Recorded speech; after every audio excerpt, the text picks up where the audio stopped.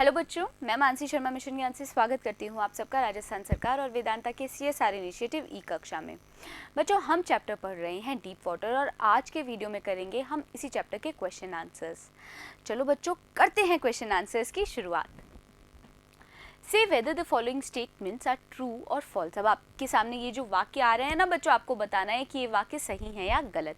देखिए पहला वाक्य, William Douglas began to fear water at an early age of 3 or 4. William Douglas कौन है बच्चों? इस पूरी कहानी के लेखक। तो क्या लेखक बहुत छोटी ही उम्र से पानी से डरने लग गए थे, लगभग 3 या 4 साल की उम्र में से ही?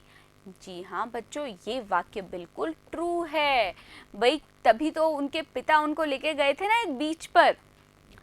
दूसरा, Douglas decided to learn swimming at the YMCA pool. Douglas ने ये फैसला किया कि वो सीखेगा स्विमिंग, तैरना YMCA के पूल में। ये बात भी बिल्कुल सही है और वहाँ पर उसके साथ एक घटना हो गई थी, एक लड़के ने उसको पानी में डुबा दिया था और उसके बाद वो पूल में गया ही नहीं। तीसरा वाक्य, the author's introduction to the YMCA revived childish fears in him. जो ऑथर का परिचय हुआ था YMCA के उस पूल में, उसके कारण ऑथर के अंदर वापस से पुनर्जीवित हो गए वो बचकाने डर। ये बात भी बिल्कुल सही है बच्चों। कौन सा बचकाना डर था वो? जब बीच पे गया था वो अपने पिता के साथ और वो पानी में डूब गया था। चौथा वाक्य, The 18-year-old boy threw the author into the deep end of the swimming pool. एक लगभग 18 साल के लड़के ने ऑथर को, लेखक को गहरे एंड पे फेंक दिया था स्विमिंग पूल के। बच्चों, ये वाक्य भी बिल्कुल सही है। ये घटना कहाँ की थी? ये घटना थी YMCA के उस पूल की। पांचवा वाक्य, the depth of the swimming pool was uniform from one end to the other. अब वो जो गहराई थी YMCA के उस पूल की, वो बिल्कुल कैसी थी? यूनिफॉर्म थी, समान थी। कैसा था? क्या नहीं भाई, एक उथला था और वहाँ पे जो पूरी गहराई थी वो 2 से 3 फीट थी और जो गहरा था, जिस तरफ गहराई थी स्विमिंग पूल के, वहाँ पे लगभग 9 फीट की गहराई थी। इसी कारण से जो आपका पांचवा वाक्य होगा वो क्या होगा? फॉल्स होगा। छठा वाक्य, the author was frightened when he realised he was drowning. अब ये जो लेखक था वो डर गया था जब उसको एहसास हुआ कि वो डूब रहा है। हाँ बच्चों, इसी बात का यानी डूबने का ही तो डर था लेखक को। इसी कारण से जो छठा वाक्य होगा ये क्या होगा? बिल्कुल ट्रू होगा। सातवां, Douglas tried to cry for help but no sound came out. ये जो डगलस थे, इन्होंने मदद की पुकार करने की कोशिश की पर गले से कोई आवाज़ नहीं आई। बच्चों, ये वाक्य भी बिल्कुल सही है। आठवां वाक्य, when the author's feet touched the bottom of the pool, he made a great jump upwards to spring from the bottom of the pool.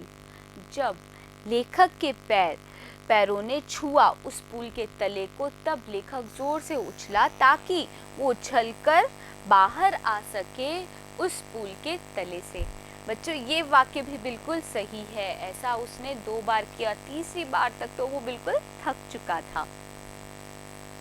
नौवां वाक्य, After surviving death by drowning, the author never went back to the YMCA pool again. जब वो क्या हो गया था?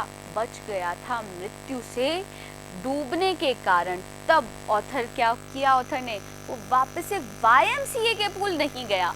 बच्चों, ये वाक्य भी बिल्कुल सही है, वो YMCA के पूल नहीं गया दोबारा। 10वां, Douglas finally conquered his fear of water. Douglas ने आखिरकार विजय प्राप्त कर ली पानी के उस डर से। बच्चों, ये वाक्य भी क्या है? बिल्कुल सही है। Answer the following questions in about 30 to 40 words each. अब जो सवाल आएंगे बच्चों, उसके उत्तर आपको 30 से 40 शब्दों में देने। पहला सवाल, why does water create a feeling of hatred and terror in William Douglas. William Douglas यानी जो लेखक है, उनके अंदर पानी क्यों उत्पन्न कर देता है एक भावना नफरत की और डर की? देखिए, William Douglas faced 2 accidents in water. William Douglas ने क्या किया था? सामना किया था 2 दुर्घटनाओं का पानी में इन हिज चाइल्डहुड, अपने बचपन में। At the age of 3 or 4, 3 या 4 साल की उम्र में, he was almost buried with the waves at the beach. वो लगभग डूब गया था जो बीच था उसकी लहरों में। Then at the age of 11 और 12 और उसके बाद, ये तो पहली घटना थी, उसके बाद दूसरी घटना में जब वो 11 या 12 साल का था, he had a narrow escape from drowning in a swimming pool. वो बिल्कुल बारीकी से बच निकला था डूबने से स्विमिंग पूल में. So water creates a feeling of hatred and terror in him. इसी कारण से पानी उत्पन्न करता है भावना नफरत की और डर की लेखक के अंदर. दूसरा सवाल, What was the continual warning of the author's mother and did he take it seriously? जो लेखक की माता लगातार निरंतर जो उसको चेतावनी दे रही थी वो क्या थी और क्या लेखक ने अपनी माता की बात को सुना था? देखिए, तो author had decided to learn to swim. लेखक ने फैसला किया कि वो स्विमिंग करना सीखेगा. His mother continually warned him against the treacherous Yakima river. और उसकी माता लगातार उसको क्या करती थी? चेतावनी देती थी उस treacherous Yakima river के खिलाफ. She reminded him repeatedly the details of each drowning in the river. और फिर वो बार बार याद दिलाती थी हर बार डूबने के विवरणों के बारे में जो की हुई थी उस रिवर में, उस Yakima river में. But the author did not take the warning seriously. पर लेखक ने अपनी माता की इस चेतावनी को ज़्यादा गंभीरता से नहीं लिया. तीसरा सवाल, Why did Douglas decide to join the YMCA? Douglas ने क्यों फैसला किया कि वो YMCA को ज्वाइन करेगा, उसमें शामिल होगा? Douglas had decided to learn to swim. Douglas ने फैसला किया था कि वो स्विमिंग करना सीखेगा. Knowing that the YMCA pool was safe, ये जानकर कि YMCA जो pool था वो बिल्कुल सुरक्षित था, सेफ था, he decided to go there and learn swimming without any danger. तब उसने फैसला किया कि वो वहाँ जाएगा और स्विमिंग सीखेगा पानी से खतरे. चौथा सवाल, What does the author describe as the misadventure and how does he? लेखक किस बात को एक मिसएडवेंचर बताता है और क्या हुआ था मिसएडवेंचर के अंदर? देखिए, The author describes the narrow escape from death by drowning in YMCA pool as misadventure. तो एक दुर्घटना के रूप में लेखक बताता है वो जो बहुत बारीकी से वो बच निकला था मृत्यु से. कैसे मृत्यु से? किस तरह की मृत्यु से? डूबने के कारण मृत्यु से. कहाँ पे हुई थी ये? YMCA pool की. इसी घटना को वो मिसएडवेंचर बोलता है. He was saved from drowning by others. वो डूबने से बचा लिया था दूसरों के द्वारा. This misadventure created a permanent feeling of hatred. और इस मिसएडवेंचर में, इस दुर्घटना ने एक परमानेंट, एक स्थायी भावना उसके अंदर भरी थी, नफरत की और भय की. From water in the author's mind. स्थायी भावना थी ये बच्चों, नफरत की और भय की पानी से. और कहाँ भर गई थी? ऑथर के दिमाग में, लेखक के दिमाग में. पांचवा सवाल, What did William Douglas plan when sinking to the bottom of the pool? William Douglas ने क्या योजना बनाई थी जब वो डूब रहा था स्विमिंग पूल के तल की तरफ? उसने योजना बनाई थी कि वो पैर जैसे ही उसके पैर तले पे टिकेंगे वो जोर से उछल के बाहर आ जाएगा और सतह पे सपाट गिर जाएगा और इस प्रकार से वो पूल के दूसरे किनारे पहुंच जाएगा. देखिए, When the author was drowning in deep water, जब लेखक डूब रहा था गहरे पानी में, he thought that he would make a great spring upwards. उसने सोचा कि वो जोर से उछलेगा ऊपर की तरफ and lie flat on the water और पानी की सतह पर सपाट गिर जाएगा. He also thought that he would strike out with his arms and catch with his legs. ये भी सोचा कि वो अपने हाथ और पैरों से पानी पे मारेगा.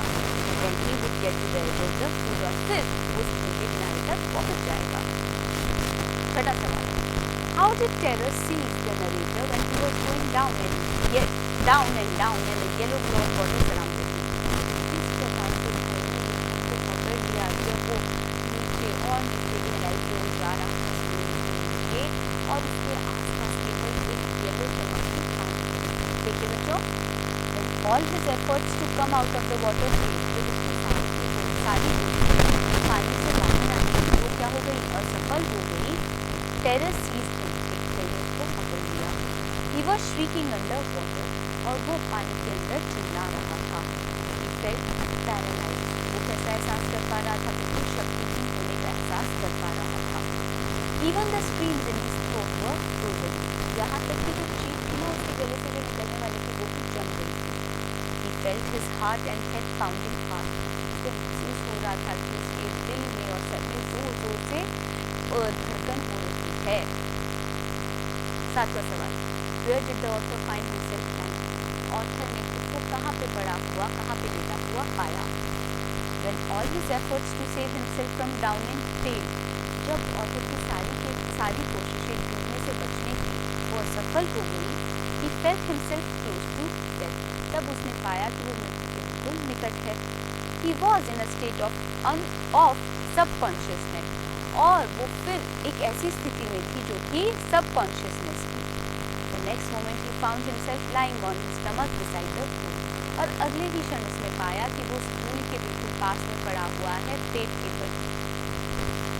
8वां सवाल, How does the fear of water ruin his fishing trips and other joys? किस प्रकार से पानी का जो डर था वो ऑथर की सारी फिशिंग ट्रिप्स और बाकी आनंदों से उसे वंचित रखता था। The author was fond of fishing. अब ऑथर को फिशिंग बहुत पसंद था, and all types of water sports, और सारी ये जो पानी से जुड़ी हुई खेलकूद की चीजें हैं वो भी बहुत पसंद थी। But his fear of water spoiled all his fun. लेकिन उसका जो पानी का डर था वो सारे मजे को खराब कर देता था। Wherever he went, जहाँ पे भी वो जाता, the fear of water followed him. वो जो पानी का डर था वो उसके पीछे पीछे आता।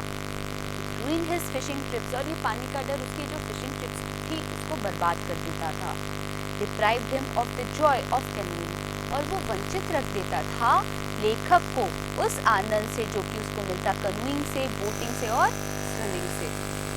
9वां सवाल, Why was William Douglas determined to conquer his fear of water?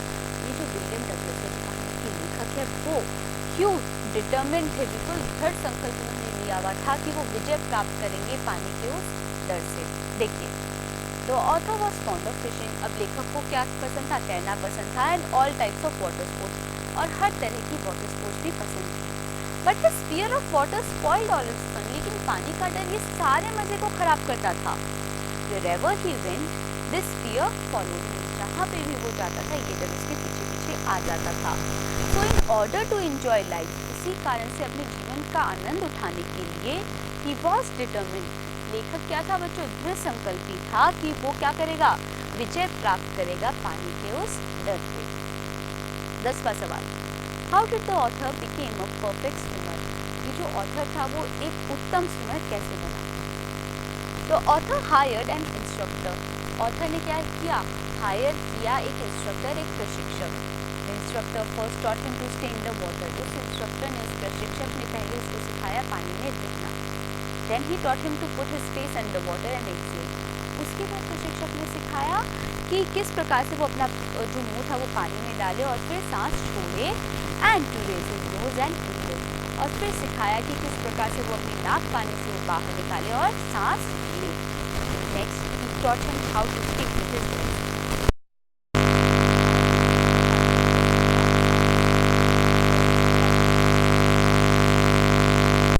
से धीरे धीरे धीरे लेखक एक तैराक बन गया।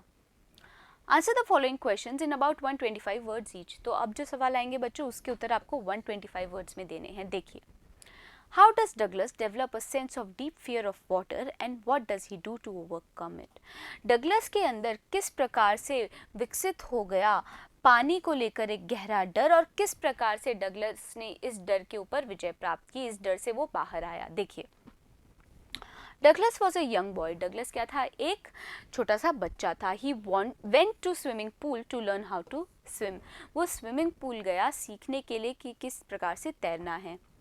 One day he was thrown into deep water by a bully boy of about 18। और एक दिन क्या हुआ? उसको पानी में फेंक दिया गया एक लड़के के द्वारा जिसकी उम्र थी लगभग 18 साल। ही नैरोली एस्केप्ड डेथ। वो बहुत ही थोड़े से अंतर से बच निकला था मृत्यु से। It was a terrible experience for him. और ये उसके लिए एक बहुत ही भयानक अनुभव था। आफ्टर दिस इंसिडेंट, इस घटना के बाद, he got scared of water. उसे पानी से डर लगने लगा।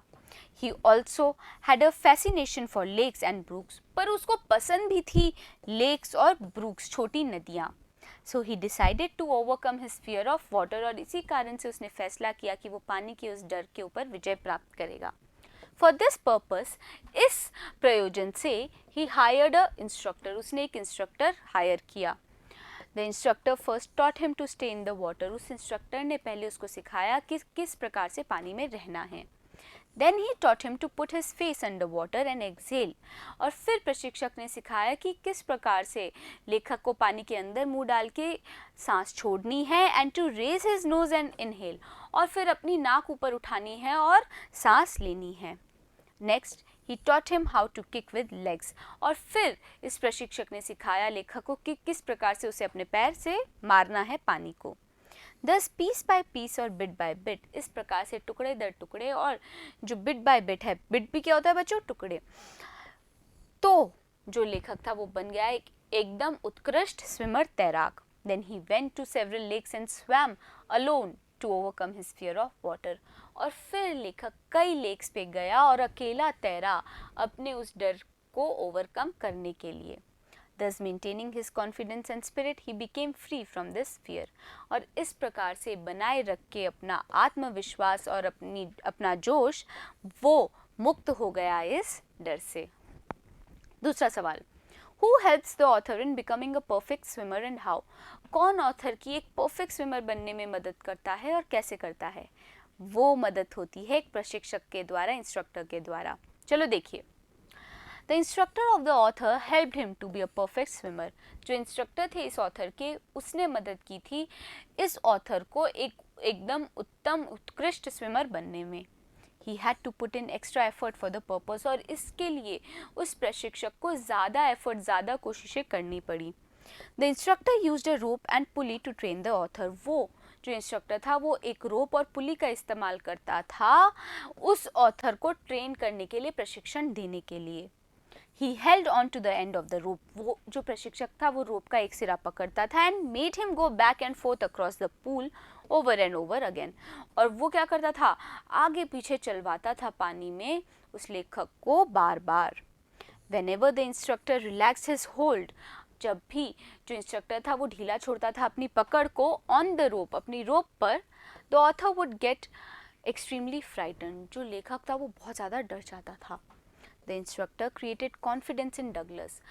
ये जो इंस्ट्रक्टर था इसने उत्पन्न किया एक कॉन्फिडेंस, आत्मविश्वास इस डगलस के अंदर. डगलस मतलब यही लेखक. Then he taught him to put his face under water and exhale. और फिर प्रशिक्षक ने सिखाया कि किस प्रकार से उसे पानी में अपना मुंह डालना है और सांस छोड़नी है, and to raise his nose and inhale. और किस प्रकार से उसे अपनी नाक पानी से बाहर निकालनी है और सांस लेनी है. He made the author kick the water with his legs. उसने लेखक को क्या करना सिखाया, पानी के ऊपर पैरों से पानी को मारना सिखाया. He made him perfect on each step of swimming piece by piece, and when he had perfected each piece, और फिर लेखक ने क्या किया, भाई लेखक ने नहीं किया बच्चों, इंस्ट्रक्टर ने किया. इंस्ट्रक्टर ने टुकड़े दर टुकड़े और हर कदम पे लेखक की एक एक स्विमिंग की कला को क्या किया, उत्तम किया. और जब हर जो चीज़ थी वो निपुण हो गई थी तब उसने सारे टुकड़ों को जोड़ दिया. He put them together into an integrated whole, यानी कि एकीकृत किया उस इंस्ट्रक्टर ने. Thus the instructor made the author a perfect swimmer. और इस प्रकार से इंस्ट्रक्टर ने ऑथर को एकदम उत्कृष्ट स्विमर बना दिया. तीसरा सवाल, Describe how Douglas tried to save himself from drowning. बच्चों ये फुल स्टॉप नहीं आएगा, तो आपको ये बताना है कि डगलस ने किस प्रकार से क्या किया, खुद को बचाने की कोशिश की डूबने से. देखिए.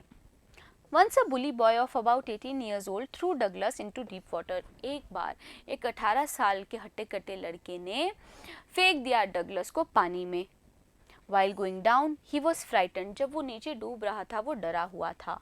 But he made a plan that as his feet hit the bottom, पर उसने एक योजना बनाई कि जैसे ही उसके पैर तले को छुएंगे he would make a big jump. वो जोर से उछलेगा.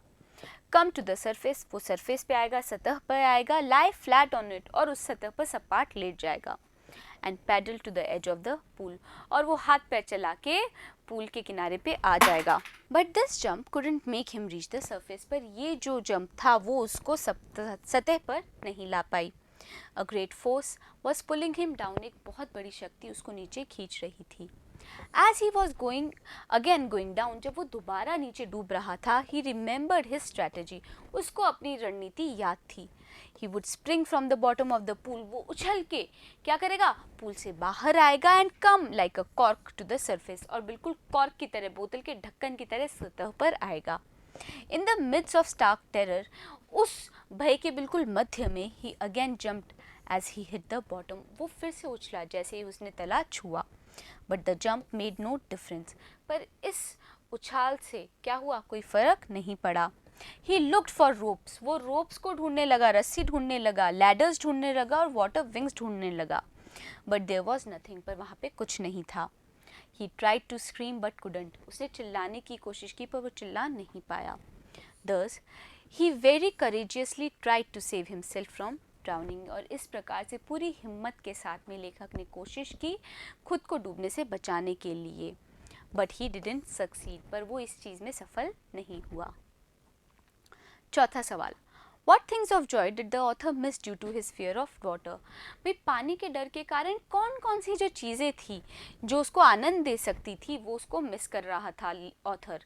क्या क्या चीज़ें थी बच्चों, कनूइंग थी, है ना, बोटिंग थी, स्विमिंग थी, इन्हीं सबको तो मिस करता था और ख़ास कर वो मिस करता था फिशिंग को. देखिए, तो author was fond of fishing. Author को बहुत ज़्यादा पसंद था fishing and of all sorts of water sports, और हर तरह के पानी के खेल. Water always attracted him. पानी उसको हमेशा क्या करता था, आकर्षित करता था. He loved canoeing. उसको कनूइंग करना पसंद था, बोटिंग पसंद थी और स्विमिंग पसंद थी. But his childhood experience of drowning accident in a swimming pool haunted him everywhere. पर उसका वो जो बचपन का अनुभव था पानी में डूबने की उस दुर्घटना को लेकर, वो हमेशा उसका पीछा करता था. He had developed a fear of water. उसके अंदर विकसित हो गया था पानी को लेके डर. Whenever he waded or bathed in river, जब भी वो पानी में चलता था या रिवर में नहाता था, his fear would come back. उसका वो डर दोबारा वापस आ जाता था. It would take possession of him completely. और वो डर उसके ऊपर क्या कर लेता था, अधिकार जमा लेता था पूरी तरह से. His legs would become paralyzed. और लेखक के जो पैर थे वो बिल्कुल शक्तिहीन हो जाते थे. Wherever and whenever he went to enjoy a lovable activity on the water, जब भी और जहाँ पर भी वो जाता था enjoy करने, आनंद लेने के लिए किसी भी क्रीड़ा को, पानी की, the haunting fear of water followed him. वो जो भय था वो उसका पीछा करता था. It ruined his fishing trips. वो बर्बाद कर देता था उसकी fishing trips. Deprived him of the joy of canoeing, boating and swimming. और deprive कर देता था उसको, लेखक को वंचित रखता था canoeing के, boating के और swimming के आनंद से. The fear of water which was formed in his childhood didn't leave him. वो जो पानी का डर था जो उसके बचपन में बन गया था, उस डर ने उसको नहीं छोड़ा. He worked very hard to get rid of this fear with the help of his instructor. और उसने बहुत कोशिश की उस भय से मुक्ति पाने के लिए अपने इंस्ट्रक्टर की, प्रशिक्षक की मदद से. तो बच्चों, अच्छी लगी ना आपको ये कहानी? आपको भी समझ में आ गया होगा कि हमें खुद पे आत्मविश्वास रखना है और कोई भी चीज़ जिससे हम डरते हैं हमें उससे नहीं डरना है. हमें उस डर के ऊपर क्या करनी है, विजय प्राप्त करनी है. तो बच्चों, इसी चैप्टर के साथ आपकी बुक रेनबो का जो कॉम्प्रिहेंशन पार्ट है वो हो गया है समाप्त.